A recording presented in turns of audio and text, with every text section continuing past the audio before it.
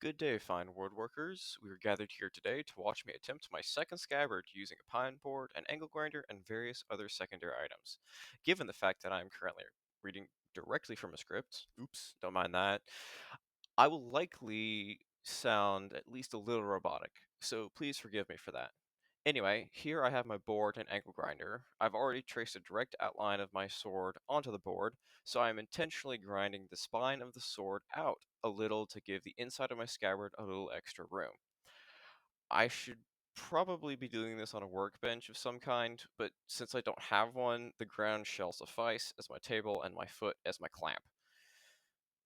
Fast forwarding through this because my footage of just angle grinding the first pass is 9 minutes long, and there's no way I could talk that much. Quick side note is that I do like to carve out the back end of the saber first and work my way to the blade side, making the deepest cuts first and then going shallower with each pass.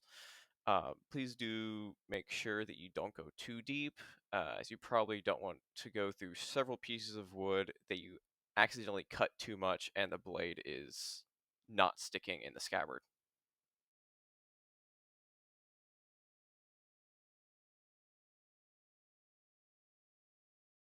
This is my first fitting, so I like to use another board clamped over the cut board just to get a rough idea of how tight the scabbard is.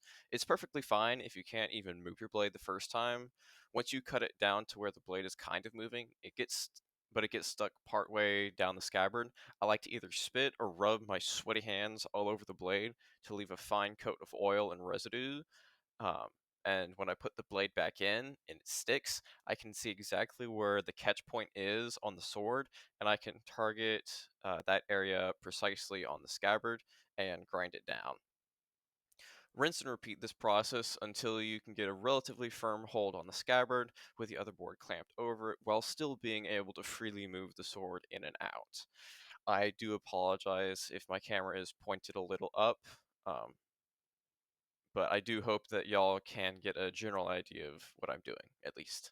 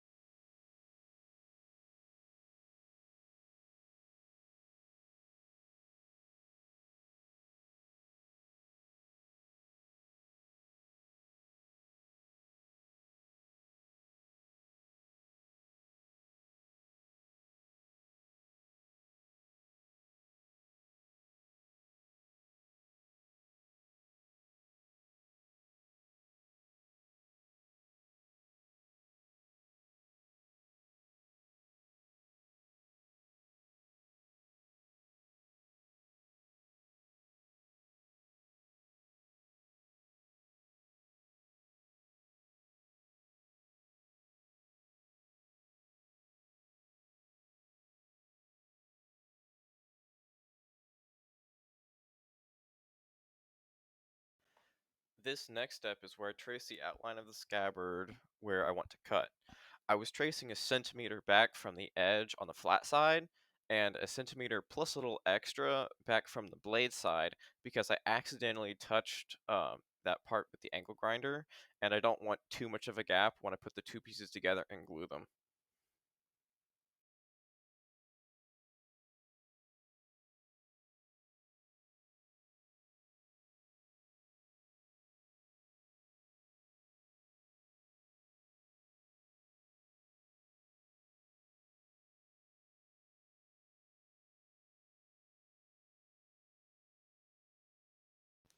I have since realized that I can use another board and a chair as an impromptu workbench. It won't work for angle grinding, but it'll do for jigsaw work. Remember to wear proper eyewear throughout the project. Unfortunately, this piece of machinery was giving me a little trouble cutting through the board for absolutely no reason at some points, but experiences will vary. I tried cutting this out with a handsaw on my first scabbard, but it was taking far too long and I couldn't correct my cuts as quickly as I could with this power tool.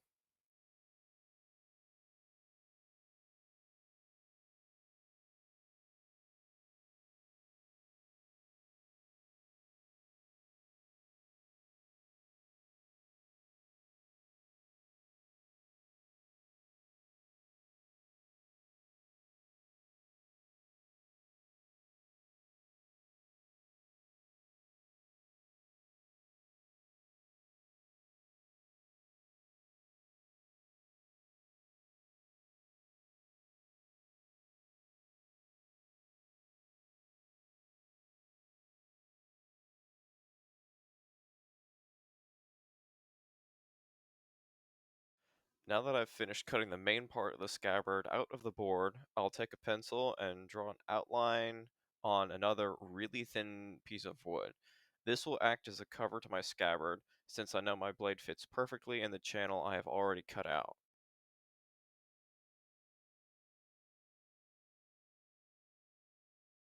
Now that I've traced the outline, I'll do the same thing I did with the scabbard and cut that outline out.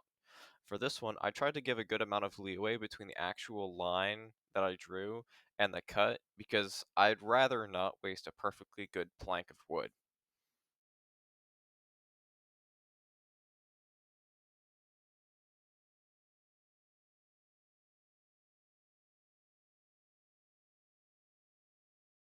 Now that I have cut out the cover, I would like to double check to make sure the blade actually fits with the cover on, just so that we have everything in order.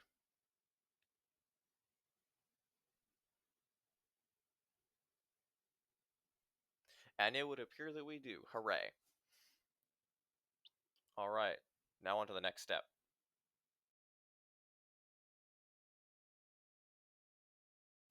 One of the last steps, and a major improvement over my last scabbard, is weatherproofing the inside and outside with the sealant that I got from my local hardware store. I have heard that linseed oil is pretty good, but I could not find any of that. So this will have to do. Just paint it on and follow the instructions on the can. Not much more I can say about it. The reason why I'm only doing the inside of the scabbard is because I would rather not have to paint the outside of the scabbard and then sand it off. So I'm just doing the inside for now because that's done.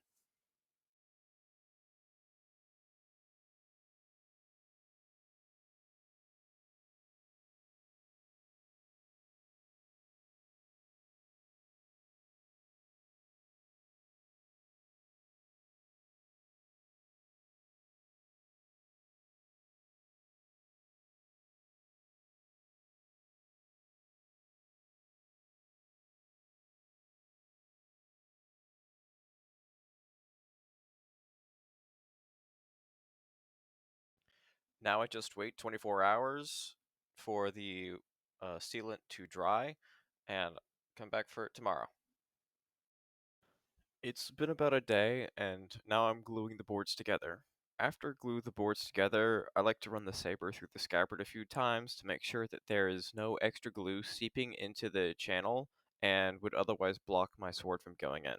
An issue I had with my first attempt at making a scabbard.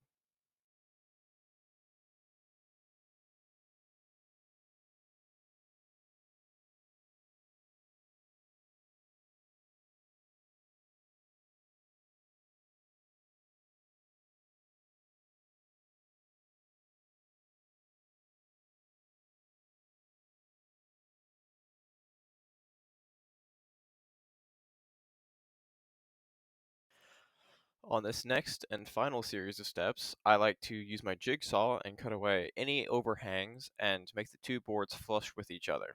After that first cut, I like to go over everything with my angle grinder and smooth everything out. Follow that with the sander for added smoothness, and your scabbard is complete. I wish you well in your woodworking journeys, and have a nice day.